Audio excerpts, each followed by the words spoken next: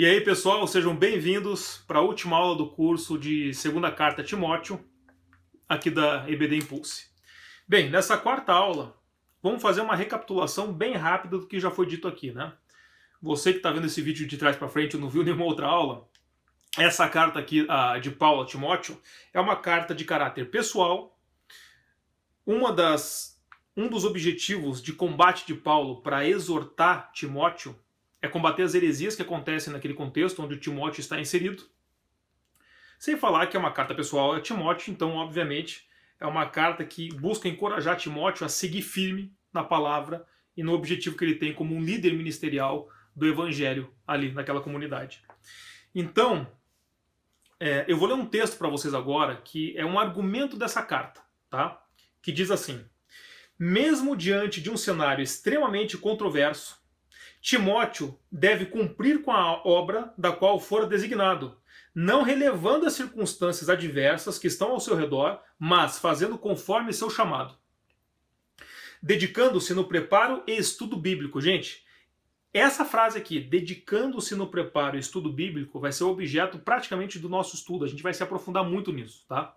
Continuando esse texto. Para aperfeiçoamento próprio diante de Cristo e através do Espírito Santo. Desta forma, ficando pronto para enfrentar qualquer prova que possa lhe ocorrer sem pestanejar. Bem,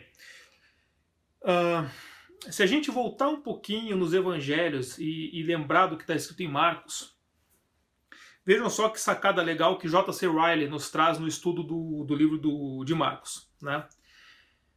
Naquela época, já existiam os fariseus, que já existiam hierarquias com títulos. Então nós tínhamos os mestres da lei. Você poderia ter diácono, você poderia ter bispo. E até hoje, em várias igrejas, nós temos títulos, certo? E perceba como Jesus faz quando ele começa a captar os discípulos, os que na verdade vão vir ser os 12 apóstolos, né? Ele começa lá com André e Pedro, né? Logo que eles estão pescando e os chama e eles aceitam e começam a seguir Jesus Cristo, o que Jesus fala para eles? Venham após mim e eu os tornarei pescadores de homem, né? Então, vejam só, esse é o primeiro título que Jesus emprega a uma pessoa que vai servir ao reino, que vai pregar o evangelho. E esse título, ele é muito maior do que qualquer outro título que o homem empregou. E veja só, a gente pode se identificar muito com essa carta de Paulo a Timóteo, porque embora Timóteo seja um líder ministerial, todos nós, a partir do momento que aceitamos a Cristo e nos tornamos cristãos, somos intitulados pescadores de homem. A importância disso é tremenda, né? E vejam só, fazendo essa analogia com pescadores e os pescadores de homem, um pescador, gente, o pescador era uma profissão desses caras. Eles tinham que se preparar fisicamente, tinham que saber de navegação, tinham que saber de maré, tinham que saber de comportamento dos peixes para poder pescar e voltar com alimento para a população e ter o dinheiro deles, né? Era a profissão dos caras. Trazendo para pescadores de homem, gente, então a gente começa a entender um pouquinho de maneira mais inicial por que o foco é tão grande em dedicando-se no preparo e estudo bíblico. Porque para a gente poder ser pescador de homem, assim como um pescador de peixes, tem que ter um preparo, tem que ter ferramenta, tem que ter desenvolvimento, tem que ter maturidade. Um bom profissional já tem anos de experiência. E na nossa vida espiritual também é assim, né? E nesse contexto, eu vou citar uma história pessoal que eu passei alguns anos atrás, né? Para quem não sabe, eu trabalho numa empresa que é uma siderúrgica e eu fui participar de uma reunião com um grupo de pessoas para fechar uma grande venda ali pela empresa, certo? Nós entramos nessa indústria, entramos numa sala de reunião dentro da empresa, então a gente não estava na rua, em nenhum lugar público, né? Estávamos ali conversando nessa sala, e na sala, na lateral, tinha uma janela grande que estava aberta. E o que aconteceu? No meio desse bate-papo que estávamos tendo comercial, de repente aparece uma pessoa na janela. Falou: oi pessoal, boa tarde, tudo bem? E todo mundo: boa tarde, tudo bem? Olha aqui, ó, eu tô com uns papeizinhos, eu queria distribuir para vocês. Ele começou a distribuir pela janela, jogando na mesa assim pra gente ler. E esses papéis, eles têm a mensagem da salvação. Eu queria falar de Cristo para vocês. Eu falei: meu Deus, que situação é essa, né, cara? Quando eu peguei o papel, gente, não foi nenhum papel digitado, papel escrito à mão e nem xerocado. Ele escreveu à mão, de punho, todos os papéis que ele distribuía, com um monte de erro de português. Um monte de erro de português. Mas ele começou a falar de Jesus Cristo pra galera, sabe? Embora, na minha visão, aquilo tenha sido num horário inapropriado, de uma maneira inapropriada, eu fiquei muito pensativo com a atitude daquele homem. Porque, olha só, um homem com dificuldade de escrita, erros de português, possivelmente ele não deve ter sido uma pessoa capacitada, ele era um caminhoneiro, né? Motorista, ele foi deixar uma encomenda para aquela empresa, e enquanto o caminhão descarregava, ele desceu com os papeizinhos dele e foi lá, fala de Cristo pra galera. E o que mexeu comigo nessa experiência foi que talvez a incapacidade dele, ou falta de recursos que ele teve para poder fazer aquilo, ele o fez, né? E quantos de nós temos diversos recursos, temos às vezes muito conhecimento e muita leitura da palavra, e na prática a gente não faz o que esse cara, entre aspas, mais simples, fez. E esse mais simples, a gente também não pode esquecer que Jesus escolheu como apóstolo pessoas simples para envergonhar os sábios. Então, esse momento foi um momento muito reflexivo para mim, sabe? Talvez esse cara, com mais ferramenta, dedicando-se no preparo do estudo bíblico, com apoio de pessoas que poderiam o ajudar, poderia alcançar feitos enormes. Mas o fato é, ele se dispôs a ser ferramenta de Deus, cara. E isso é essencial para nós. E muitas pessoas é o inverso, né? A gente tem todas as ferramentas possíveis, mas não se coloca à disposição prática de ser uma ferramenta nas mãos de Deus. Bem, vamos seguir. O nosso texto-chave agora, de Timóteo, vai ser 2 Timóteo, do capítulo 4, versículos 1 a 5. Tá? Eu vou ler agora junto com vocês. Comando solenemente diante de Deus e Cristo Jesus, que há de julgar os vivos e mortos, pela sua manifestação e no seu reino. Pregue a palavra, esteja preparado, quer a ocasião seja favorável, quer não. Corrija, repreenda, exorta, com toda paciência e doutrina. Será, pois, o tempo em que não suportarão a sã doutrina. Pelo contrário, cercar-se-ão de mestres que lhes dirão aquilo que agrada os seus ouvidos. E se recusarão a dar ouvidos à verdade, voltando aos mitos ou fábulas, dependendo da tua versão.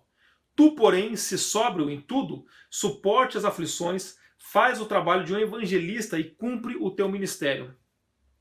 Desses 5 versículos, pessoal, o versículo 2 é o que a gente vai focar, principalmente no começo. Ele fala assim no comecinho, pregue a palavra. Depois, são imperativos, né? Pregue. Depois, insta, se você tiver a versão ARA aí, que insta significa estar preparado. Depois, corrija, repreenda e exorta. Então são imperativos, são ações, você precisa fazer isso. Então pregar o quê? A palavra, estar preparado quando? Quando for a situação favorável ou não, e corrigir, repreender e exortar como? Com toda paciência e doutrina. Agora a gente vai fazer um complemento aqui com o capítulo 3, versículos de 14 a 17. 14 fala assim: Você, porém, deve permanecer fiel àquilo que lhe foi ensinado. Sabe que é verdade, pois conhece aqueles de quem aprendeu. O que Paulo está falando aqui para Timóteo? Fique fiel no que foi ensinado. Você conhece quem te ensinou. Você aprendeu com um apóstolo, cara. É um cara que, se não viveu e andou com Cristo, como foi no caso de Paulo, foi um cara que teve uma experiência espiritual com Cristo, né? E se tornou o apóstolo dos gentios. Então você não está aprendendo com qualquer um, não é uma vã doutrina, não é? Você está aprendendo um cara que é um apóstolo. Apóstolo a gente tem que lembrar que é aquele que fala em nome de, os antigos chaliás lá, né? São pessoas que falam em nome de Cristo. Então acabou. Embora hoje a gente tenha, falando em títulos de igrejas, né? A gente ainda tem algumas igrejas que usam o termo apóstolo, mas é uma terminologia, tá? O apóstolo no sentido de chaliás, que são as pessoas que, entre aspas, têm uma procuração para, que falam em nome de Jesus Cristo, são esses caras. Os 12 apóstolos e Paulo. Então, Timóteo está aprendendo com um desses caras, né? Então lembre-se com quem você aprendeu. Seja fiel a isso. No versículo 15 ele fala: Desde a infância lhe foram ensinadas sagradas escrituras, que lhe deram sabedoria para receber a salvação que vem pela fé em Cristo Jesus. Olha a sacada que Paulo traz de novo aqui. Desde a sua infância foram ensinadas sagradas escrituras. Não existia Novo Testamento na época. Então, Sagrada Escritura na época se referia ao Antigo Testamento. que lhe deram sabedoria para receber a salvação que vem pela fé em Cristo Jesus. Está vendo como é que ele está fazendo complemento? Não são coisas distintas, um não anula o outro, né? Então tudo que você teve de ensinamento na Sagrada Escritura, Velho Testamento, lhe deu sabedoria para receber. Eles estão vivendo o Novo Testamento, as boas novas do Evangelho. Então tudo que você sabe hoje te dá sabedoria para você receber a salvação que vem pela fé em Cristo. Então aqui ele fecha os conceitos, né, do Novo e do Antigo Testamento. Indo para o versículo 16. Toda a Escritura é inspirada por Deus e útil para ensinar o que é verdadeiro e para nos fazer perceber o que não está em ordem em nossa vida. Ela nos corrige quando erramos e nos ensina a fazer o que é certo. Ok. Esse é um versículo clássico, né, utilizado para fundamentar muita coisa dessa questão, né, de inspiração da Escritura e tudo mais. Só que aqui o foco dessa passagem não é justificar ou dar subsídios a essas afirmações. A gente é uma carta de caráter pessoal. Então ele tá reafirmando isso para Timóteo, né? Embora ele ajude a reafirmar toda essa base, é claro, né? Versículo 17. Deus a usa para preparar e capacitar seu povo para toda obra. Então, vamos voltar um pouquinho agora e vamos reler o nosso versículo-chave. Nosso versículo-chave é 2 Timóteo, capítulo 4, versículo 2. Ele começa ali, pregue, imperativo, a palavra. O que é a palavra? Vamos aprofundar um pouquinho nisso. Vamos definir um pouco do termo. Ó. Se a gente ler ali 2 Timóteo, capítulo 2, versículo 15, ele fala assim: procura apresentar-te a Deus aprovado como obreiro, que não tem do que se envergonhar, que maneja bem a palavra da verdade. Né? Depois, lembre-se de Cristo, ressuscitado de entre os mortos, descendente de Davi, segundo o meu evangelho, pelo qual estou sofrendo até algemas, como malfeitor. Contudo, a palavra de Deus não está algemada. Vejam só esse versículo, gente. Primeira coisa, o que o Paulo está falando? Primeira coisa, lembre-se de Jesus Cristo. Lembra do verbo, a palavra, logos, já começa aqui. Ressuscitado dos mortos, descendente de Davi. Então aqui Paulo, gente, olha a importância do Antigo Testamento. Sempre há citações. A gente, lendo só e estudando só o Novo Testamento, a gente não vai conseguir fechar essa doutrina que a gente vai ver para frente. Todo entendimento precisa dessa complementação de um de outro. Né? Paulo continua escrevendo. Segundo o meu evangelho. Opa, peraí, como assim Paulo escreve segundo o meu evangelho? Será que existe um evangelho de Paulo? É claro que não. Né? O sentido aqui é o seguinte. Qual é o evangelho que Paulo prega? O evangelho de Cristo. Existiam outras coisas, outras doutrinas sendo pregadas naquele contexto de Timóteo. Então quando ele fala, segundo o meu evangelho, o evangelho que eu, Paulo, prego. O evangelho que na verdade é de Cristo. A gente não pode esquecer que um apóstolo fala em nome de. Então quando Paulo fala segundo o meu evangelho, eu estou falando em nome de Cristo. O evangelho, obviamente, as boas novas, a palavra de Cristo. Pelo qual eu, Paulo, estou sofrendo até algemas como malfeitor, contudo, a palavra de Deus não está algemada. Agora vamos pegar mais um versículo. 1 Timóteo 3,16. Fala assim: evidentemente, grande é o mistério da piedade. Aquele que foi manifestado na carne, foi justificado em espírito, contemplado por anjos, pregado entre os gentios, crido no mundo, recebido na glória. Vamos ver no detalhe esse versículo aqui, ó. Evidentemente grande é o mistério da piedade. Esse mistério da piedade, Paulo se refere aqui à sã doutrina, que a gente comentou agora há pouco, que é a junção de todos os conceitos, de tudo que foi escrito no Antigo Testamento com o Novo Testamento.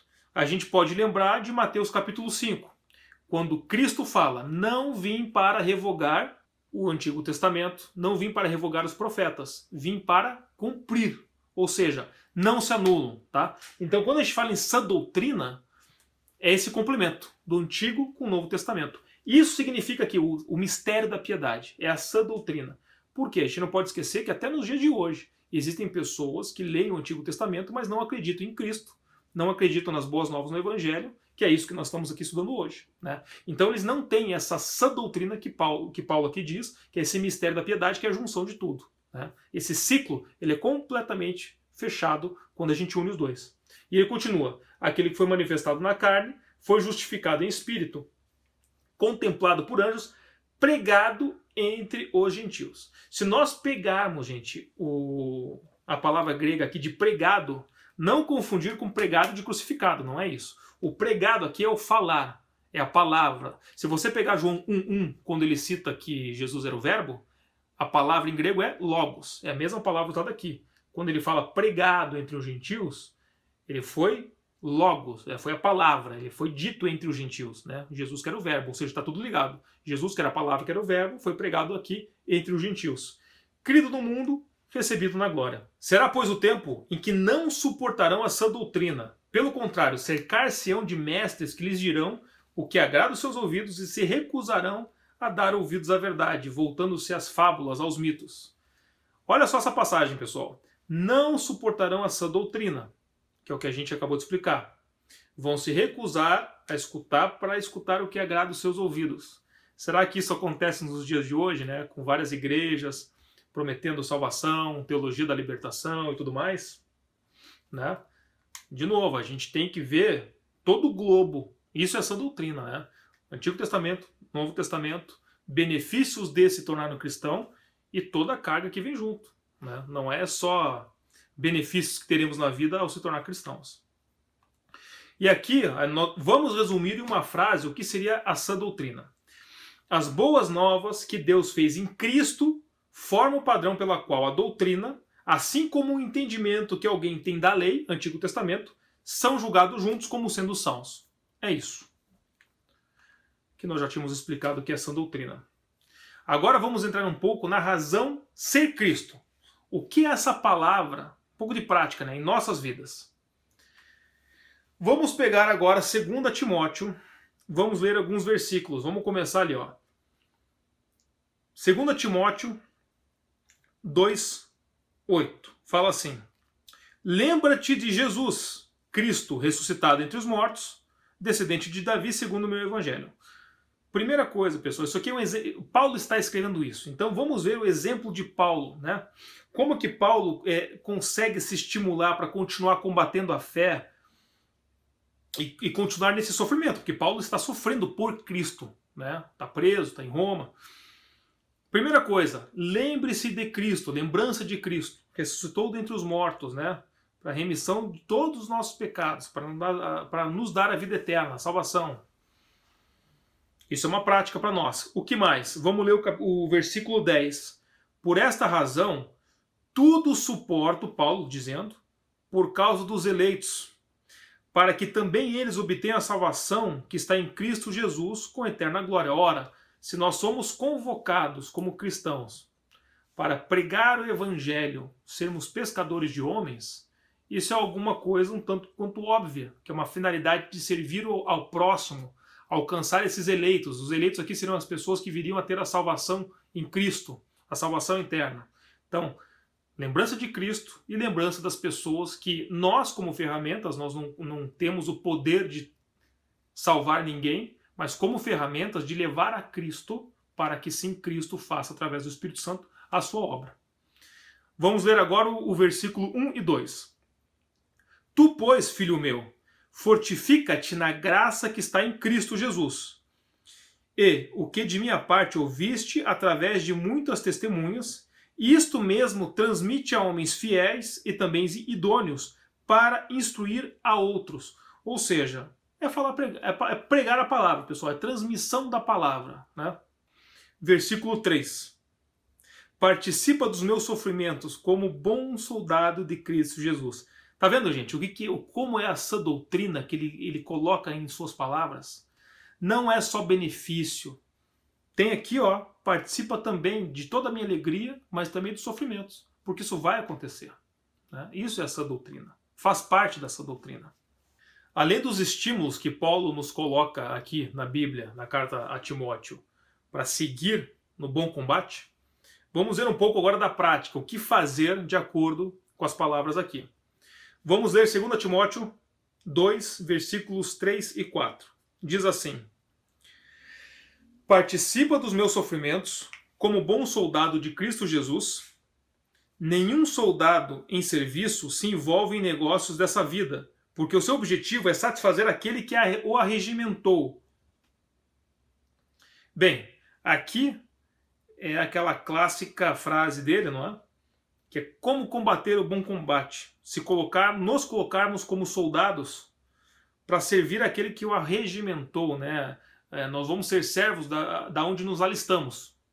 Você vê que Paulo ele faz muitas analogias. Primeiro com, se assim podemos dizer, com coisas militares bélicas, né? Seja um bom soldado, vamos combater o bom combate.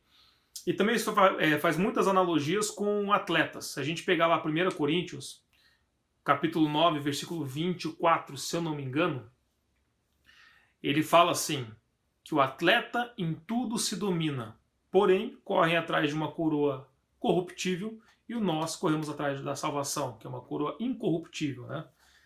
Mas ele faz muitas analogias, né? De ser disciplinado como um militar, de ser em tudo se dominar, que também tem muito a ver com uma disciplina, né? Como um atleta que treina todos os dias para alcançar um objetivo, nós também temos que ser disciplinados, temos que seguir os mandamentos, né? Para seguir o objetivo de um cristão, que é a salvação, né? Se um atleta faz isso, muito mais nós deveríamos fazer, né? Vamos pegar um exemplo, né? Michael Jordan, que foi eleito o maior jogador de basquete de todos os tempos. Messi, agora, atualmente no futebol. Cara, esses caras são bons, mas mesmo assim eles não deixam de treinar todos os dias. Todos os dias. Nós, um exemplo um pouco mais simples, nós andamos, sei lá, desde quanto tempo? Um ano e meio, dependendo do bebê aí, a gente começa a andar. Há quantos anos todos nós andamos? E mesmo assim a gente tropeça. E olha que a gente treina isso todo dia. Não é diferente com a parte espiritual, né? Nós precisamos treinar cada vez mais para conseguir esse objetivo, que é cada vez mais estar próximos a Jesus Cristo. Mais parecidos com Jesus Cristo. Vamos depois para o versículo 11, que ele fala assim: fiel é essa palavra. Se já morremos com ele, também viveremos com ele. Então, além de combater o bom combate, nós temos que saber morrer e viver com ele. Mas o morrer aqui é físico? Não. Estamos falando aqui de uma morte, de uma antiga vida, para começar uma vida nova em Jesus Cristo, né? Começarmos aí o bom combate, né, através disso. Aqui ele faz uma referência também, pessoal, a um outro texto em Efésios, que é Efésios 4, de 22 a 24, que eu vou ler para vocês. Que fala assim: no sentido de que, quanto ao trato passado, vos despojeis do velho homem, que se corrompe segundo as concupiscências do engano, e vos renoveis no espírito do vosso entendimento, e vos revistais do novo homem, criado segundo Deus, e com justiça e retidão, procedentes da verdade. Então é isso. E aqui a gente também pode citar outras. Veja como isso é importante do morrer e nascer, né? João Batista, quando pregava no deserto, ele já pregava o arrependimento. Era muito forte isso. Não só João Batista, como se a gente pegar, né, dentro da sã doutrina, desde o Antigo Testamento dos profetas, as mensagens sempre foram corroborando com esse entendimento, para que houvesse arrependimento e depois que a gente cresce em Cristo. No meio dessa época, Jesus vai se encontrar com João Batista, eles têm aquela conversa: quem sou eu para te batizar? Convém que seja assim por enquanto, né? Jesus Cristo é batizado. Qual é a primeira coisa que Jesus fala depois do seu próprio batismo ali com João Batista? Arrependam-se e creiam. Primeira coisa que Jesus fala após o batismo. Então, gente, o nascer fica implícito, não é? O morrer para a vida antiga, nenhum de nós, assim, não há dúvida, todos nós fomos pecadores em diferentes níveis, isso não importa. Importa que todos nós fomos. Nós carregamos a semente pecaminosa de Adão conosco. Então, quando Jesus fala arrependei-vos, não é assim, caso você tenha pecado, não. Ele sabe que todos, é universal. Você vai seguir uma vida com Cristo agora? Ok. Se arrependa porque alguma coisa, em algum campo, você pecou. Você deslizou, você tem dificuldades. E agora começa a sua vida a andar com Cristo, porque estamos falando aqui de prática, né? E você vai ter que combater o bom combate. Essas dificuldades que você tinha, elas não vão desaparecer assim com uma confissão de fé pública como é o batismo. Você vai ter que continuar dia após dia, assim como os atletas, tendo disciplina como soldados, a combater as suas dificuldades. Né? Continuando, ele fala também aqui ó, nos versículos 24 e 25, ele fala assim, dá um tempinho para vocês procurarem que eu também estou, fala assim, ó, ora, é necessário que o servo do Senhor não viva a contenda, e sim deve ser brando para com todos, apto para instruir e paciente. Ou seja, gente, devemos evitar brigas, né? Hoje nós estamos num mundo tão impaciente, tão veloz. Estamos aqui num canal de YouTube hoje, finalmente, né? Há muito tempo a gente tinha esse desejo de ter esse canal, mais um meio de comunicação para estarmos aí conversando e divulgando e tudo mais do nosso ministério. E, gente, o youtubers hoje é um fato já há muito tempo, né? A capacidade de alcance desses caras é enorme, né? E quantos youtubers aí que inclusive falam sobre cristianismo, teologia, doutrina, Jesus Cristo, o Novo, Antigo Testamento e tudo mais, você vê que são pessoas que têm um discurso agressivo, não conseguem conciliar pessoas que pensam divergente deles dentro de uma doutrina de teologia e tudo mais, né? Estamos falando de cristãos. Então, você tem católico, você tem evangélico, dentro dos evangélicos você tem diferentes denominações. Então, por isso está aqui, gente. Nós temos que evitar brigas. Isso não significa que a gente tem que ser complacente com tudo isso. Mas a gente tem que saber dialogar, tem que saber conversar dentro do entendimento e doutrina que nós estamos seguindo. Não é? Quantas vezes eu já escutei isso de púlpito de igrejas evangélicas que vários pastores têm vários amigos que são católicos, outros são padres, que eles acreditam que vão ser salvos também, né? Porque desde que o cerne do objetivo que é Cristo não seja deturpado, ok, né? Vamos continuar. Ele segue nessa linha depois no versículo também 16 e 17. Ele fala assim: evita igualmente falatórios inúteis, profanos, pois os que deles usam passarão impiedade ainda maior. Além disso, a linguagem deles corrói como câncer, entre os quais se incluem, ele cita dois caras aqui, Himeneu e Fileto, que não vem ao caso no nosso estudo aqui. Mas veja, gente, falatórios inúteis e profanos. Olha a palavra que Paulo usa aqui. E essa linguagem deles é como um câncer, ele câncer como corrói. Olha o quão pesado é isso. Tá? Então, evitar brigas, evitar linguajar impróprio. Agora, vamos ler o versículo 22 e 23. Fala assim: foge outra assim de paixões da mocidade. Segue a justiça, fé, amor, paz, com os que, de coração puro, invocam o Senhor, e repele as questões insensatas, absurdas, pois sabe que só engendram, aqui fazem nascer contendas, brigas, discussões, né? Então esse finalzinho aqui que a gente leu, gente, evitar briga, linguajar imprópria, essa fugir de paixões da mocidade, são coisas que no final das contas vão nos desviar do caminho, do propósito que é cada vez mais ser parecido com Jesus Cristo, que é honrar e glorificar a Deus. Esse é o objetivo do cristão, né? Tá lá em Romanos 11:36. Então nós temos que fazer tudo isso. Duas coisas positivas: temos que combater o bom combate, temos que morrer para a nossa vida antiga, viver para essa nossa nova. E esse combater o bom combate tem que colocar depois, né? Que aqui sim a gente começa a combater o bom combate diariamente até a nossa morte, gente. Não vamos ter trégua até lá. E depois as evitações. O que evitar, né? Briga, linguajares impróprios, isso não vem de encontro com o que agrada a Deus. Agora vamos pular para finalizar essa parte da prática para exercício da piedade. Abra lá 1 Timóteo, capítulo 4, versículo 7. Vamos lá. Mas rejeita fábulas profanas e de velhas caducas. Exercita-te pessoalmente na piedade. Ou seja, pessoal, você pode se deparar aí com situações, com histórias que você sabe que são mentiras, que induzem pessoas a se desviarem do foco que é estar próximo a Jesus Cristo, seguindo a Deus. Então tenham piedade. Às vezes pode não ser por maldade, pode ser, mas enfim, tenham piedade, saibam lidar com essas situações. E agora vamos no versículo anterior, 6, que fala: expondo essas coisas aos irmãos, será bom ministro de Cristo Jesus, alimentando com as palavras de fé e boa doutrina que tem seguido. Ou seja, gente, isso aqui é uma exortação a fidelidade da palavra de Cristo ao seu ministério, né?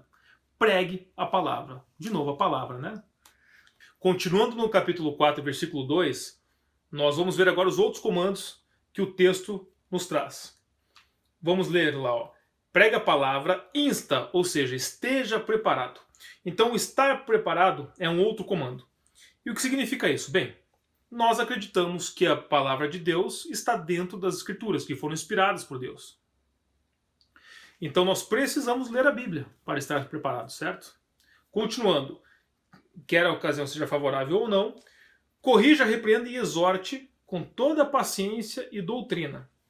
Bem, corrigir, repreender e exortar com toda paciência e doutrina. Vamos ler agora. Por que a gente tem que fazer isso, pessoal? Vamos ler aqui 2 Timóteo 3,8. 2 Timóteo 3,8. Fala assim: e do modo porque Janes e Jambres, olha o nome dos caras, né? Resistiram a Moisés, também resistiram à verdade. São homens de todo corrompidos na mente, reprováveis quanto à fé. Ou seja, nós temos que corrigir, repreender e exortar com toda a paciência e doutrina, porque existirão pessoas que não vão seguir a verdade, que não vão acreditar, que vão ser reprováveis na fé. E é por essas pessoas que nós temos que ter esse coração de mansidão, de piedade, exortando, encorajando. Aqui, pessoal, eu vou colocar aqui agora. Vamos ler 2 Timóteo 1,7. 2 Timóteo 1,7. Fala assim: porque Deus não nos tem dado espírito de covardia, mas de poder, amor e moderação. Vou repetir. Deus não nos tem dado espírito de covardia, mas de poder, amor e moderação. Gente, para estudo de teologia, isso aqui é praticamente um princípio que é empregado, que a turma estuda isso. Pegando o Espírito Santo, nos dando esses dons que inclusive fala ali no começo desse capítulo, divinos, se você tem covardia em falar a palavra, o Evangelho de Deus, cara, você não deveria ter, né? Porque Deus nos dá o quê? Poder. Que poder que é esse? Não é nada sobrenatural. Mas aqui é um poder de que nós sabemos, como Paulo exorta Timóteo, de quem nós estamos aprendendo, que isso é a verdade. Então é o poder de que nós falamos as palavras de Deus para os outros, né? Nós temos que ter o poder disso. E depois ele finaliza que é praticamente um resumo do que já foi dito até aqui. Temos que fazer isso com amor e moderação. Porque tem vários Janes e Jambres por aí que não vão querer escutar a palavra, né? E isso deveria ser uma das coisas que nos motiva, né? Ir atrás dos eleitos, né? Para que todos possam, nós como ferramentas, levá-los ao encontro com Cristo e eles sejam salvos por Deus. Continuando, vamos ler de novo um capítulo que a gente já leu um pouco antes, que é 2 Timóteo 3, 14 e 15, que fala: você, porém, deve permanecer fiel àquilo que lhe foi ensinado, às Sagradas Escrituras, que lhe deram sabedoria para receber a salvação que vem pela fé em Cristo. Então aqui é uma reafirmação de tudo isso, né? Com foco em permanecer fiel. Então todo o estudo da palavra, os ensinamentos da palavra de Deus na Bíblia, temos que permanecer fiéis. Esse é o foco aqui agora, para estarmos preparados. Sejamos fiéis à Escritura. Para finalizar os outros comandos que encontramos no versículo 2, vamos ler 2 Timóteo 3,1, que fala: sabe, porém, isto, nos últimos dias sobrevirão tempos difíceis. Gente, Paulo já tinha exortado, né? Estamos aqui para falar da sã doutrina, e não só o que você quer escutar, só o que te alegra, né? Vamos lembrar um pouquinho quem era Paulo. Paulo era um cara que ele era chamado de Paulo de Tarso. Por que ele era Paulo de Tarso? Tarso era uma cidade. Era uma cidade que se estima que na época tinham vivendo ali 300 mil pessoas. Para a época, isso é uma cidade enorme. Vale comparar com Roma, que no seu tempo áureo foi considerada a primeira megatrópole do mundo a ultrapassar 1 milhão de habitantes, né? Então você pega uma cidade com 300 mil habitantes, praticamente um terço de Roma, cara, é uma cidade enorme, né? E Paulo está ali, vivendo em Tarso.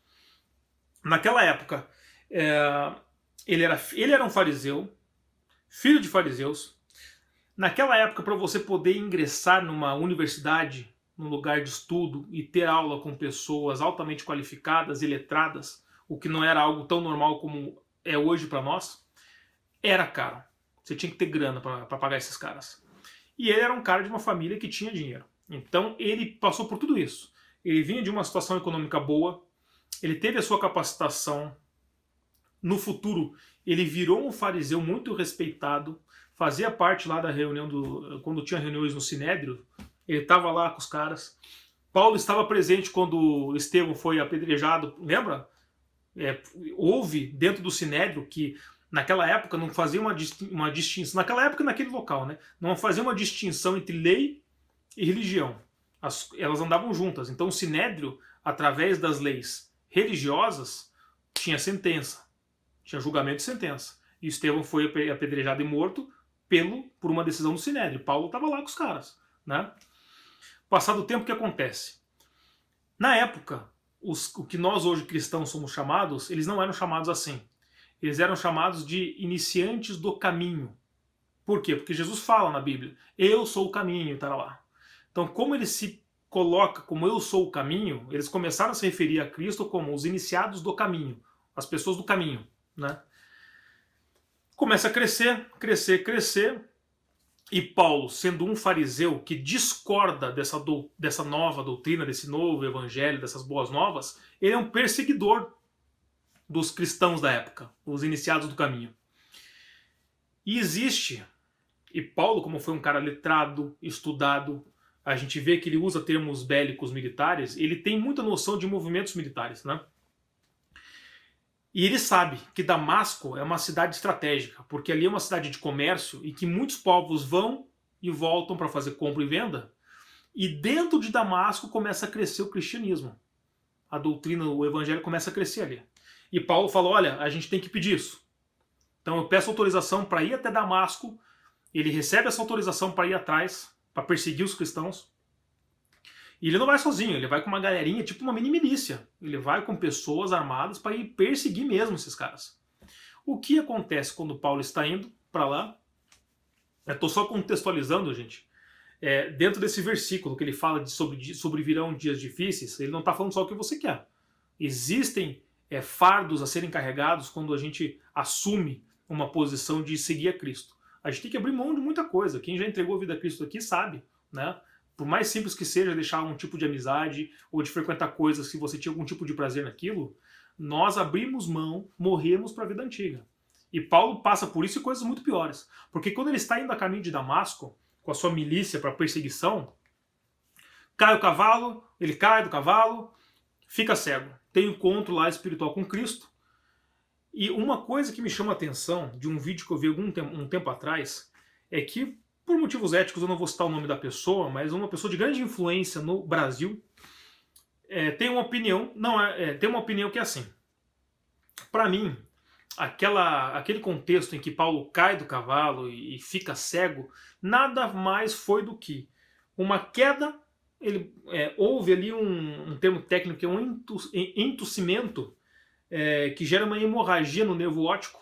Isso o cegou momentaneamente e conforme o corpo foi diminuindo essa hemorragia, a visão foi voltando. Então, ele traz esse conceito assim, não existiu nada espiritual ali, foi uma fatalidade, que o corpo próprio dele acabou conseguindo se regenerar, mas ele interpretou aquilo como uma ação divina na vida dele, e a partir disso ele teve um propósito, e daí ele fez o que fez, e ele morreu acreditando que ele cumpriu o propósito que ele tinha para a vida dele. Bem, o que nós podemos comentar disso? Primeira coisa, vamos ser piedosos, ter mansidão, com amor e com tudo isso. Por isso que eu não citei o nome da pessoa, não quero atacar pessoas, eu vou só pegar esse comentário que eu sei que influencia várias outras, né? E, gente, Paulo não era um cara ateu. Ele acreditava em Deus, ele tinha a religião dele, ele era um fariseu, ele era um mestre da lei. Ele sabia muito de doutrina, teologia da época dos fariseus, né? Ele só não concordava com as que estavam surgindo ali através de Cristo, que é o que nós acreditamos hoje, né? Essa doutrina, fechando tudo. Paulo, até o momento de encontrar com Cristo, ele estava aqui, no Antigo Testamento. Jesus não é filho de Deus, não é o Messias, nós vamos perseguir esses caras e vamos fazer o balacobaco aqui. Agora, A partir do momento que ele tem um encontro com Deus, que nessa visão que eu acabei de passar a vocês, que foi apenas uma queda, e Paulo teve uma interpretação de que foi algo divino, bem, se ele não era ateu e já tinha uma divindade, por que Paulo não poderia, por exemplo, regenerar a vista dele e falar, olha, Deus me recuperou a visão, eu estava a caminho de um objetivo, que era perseguir os iniciados do caminho, que são os cristãos, que a gente chama hoje. E agora eu estou curado. Isso é uma prova que Deus está me colocando numa posição que eu tenho mesmo lá e perseguir os caras. O Deus que ele acredita, que tem muitos que acreditam até hoje, né? Que ainda esperam o Messias a chegar. Então veja, Paulo não precisaria ter aberto mão da sua religiosidade, da sua teologia, da sua fé, porque ele já tinha uma. Ele não era um cara ateu que de repente, nossa, uma coisa aconteceu aqui, eu acredito que... Não. Ele já tinha a sua fé. E a gente acaba se esquecendo que Deus teve um encontro com Paulo e agiu espiritualmente com Paulo, mas também com quem que o encontrou em Damasco? Com Ananias. Porque os cristãos sabiam que era Paulo, ele era um perseguidor. Quando Deus fala com Ananias e fala, olha, vai chegar aqui Paulo, eu quero que você vá lá, interceda e através desse encontro Paulo é curado e restaura a visão, né? Ananias, meu Deus, Senhor, você quer que eu vá e faça isso com Paulo, o cara que persegue todos nós aqui, tá vindo para isso, inclusive? Sim. Ou seja, é uma intercessão, é claro, teve um encontro divino com Paulo, inquestionável, importantíssimo, mas também teve ao outro lado da moeda, em que ele faz com que um cristão vá, interceda por Paulo, e ele recupere a visão. Então, gente, é muito raso, é muito superficial acreditar que Paulo ia inferir, nossa, Jesus Cristo, se não fosse algo muito sério. Sabe por quê? Porque com toda a bagagem, por toda a vida, por todo o contexto que ele cresceu, a gente acabou de falar que ele era fariseu, filho de fariseus, fazia parte do corpo do Sinédrio, ele estava mergulhado, ele vivia esse negócio.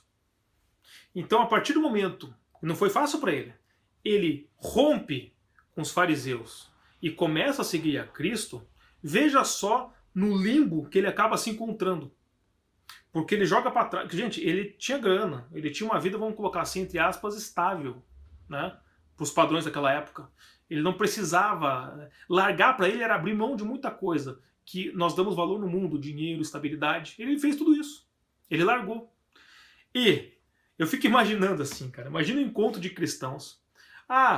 Paulo tá... Ninguém queria Paulo perto naquela época, né? Acabou de se converter, ok, teve um encontro com Deus, mas é ser humano. A gente, pô, esse cara tava matando geral aqui, né? Vamos fazer o seguinte, imagina um encontro de cristãos, cara. E Paulo tá no meio. Aí, ó, nós vamos ali na cozinha, já volto. Esse cara vai na cozinha, meu Deus, você veio aqui também na cozinha, cara? Você deixou Paulo sozinho na sala, por quê? Ele vai pôr uma bomba lá, meu. Ele vai matar geral. Mas não existe bomba, não interessa, ele vai inventar, porque ele quer matar gente, cara.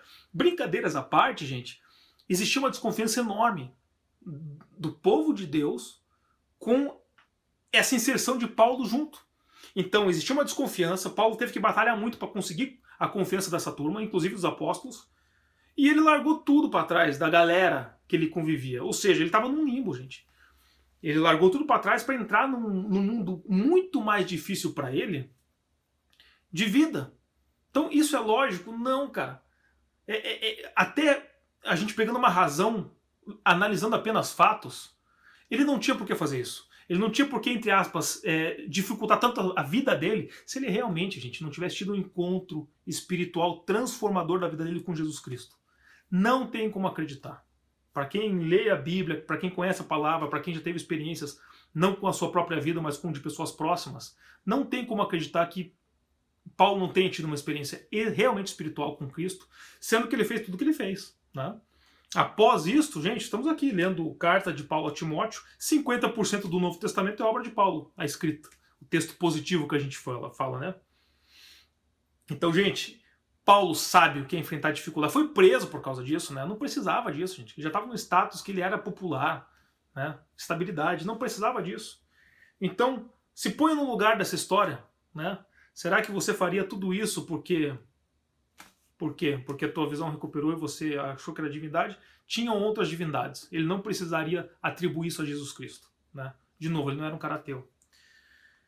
Então, quando Paulo escreve isso, gente, ele tem muita propriedade no que ele está falando. Porque, afinal de contas, ele é o apóstolo dos gentios através deste encontro espiritual com Cristo.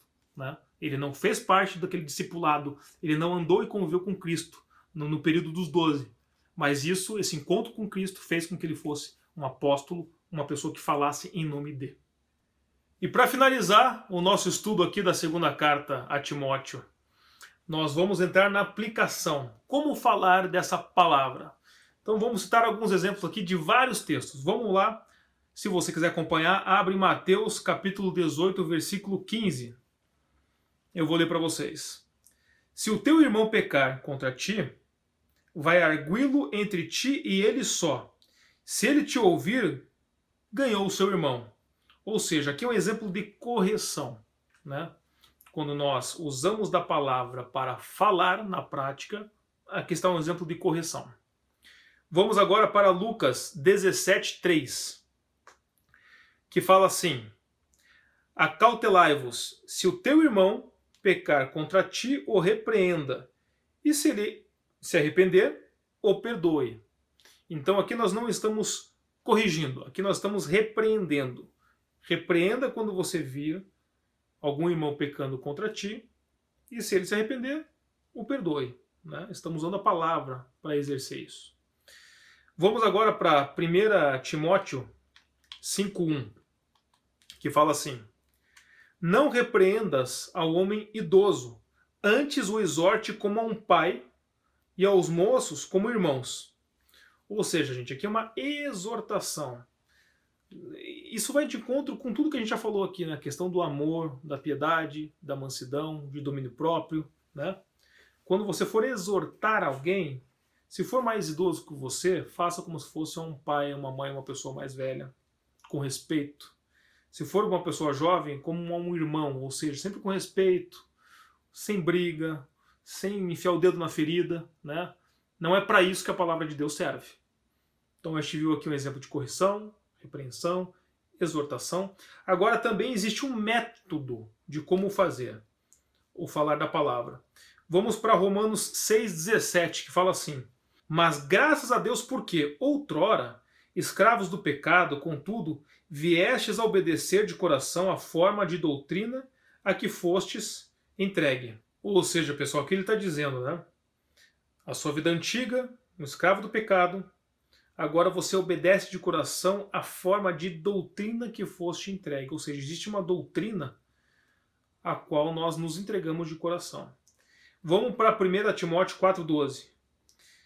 Vou ler para vocês. Ninguém despreze a sua mocidade, pelo contrário, torna-te padrão dos fiéis na palavra, procedimento, amor, fé, pureza. Em 2 Timóteo capítulo 2, versículo 2, fala assim: e o que de minha parte ouviste através de muitas testemunhas, isso mesmo transmite a homens fiéis e também idôneos, para instruir uns aos outros. Ou seja, são todos exemplos aqui de metodologia. Em Romanos, a gente viu a questão de você seguir com o coração a doutrinação.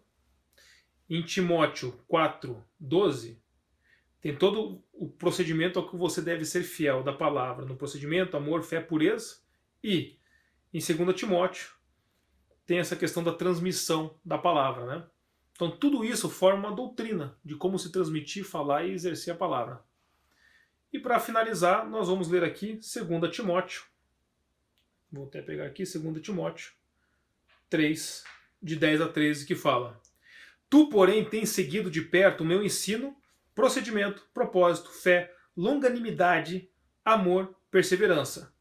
As minhas perseguições e meus sofrimentos, quais me aconteceram em Antioquia, Icônio e Listra, que variadas perseguições tenho suportado. De todas, entretanto, me livrou o Senhor.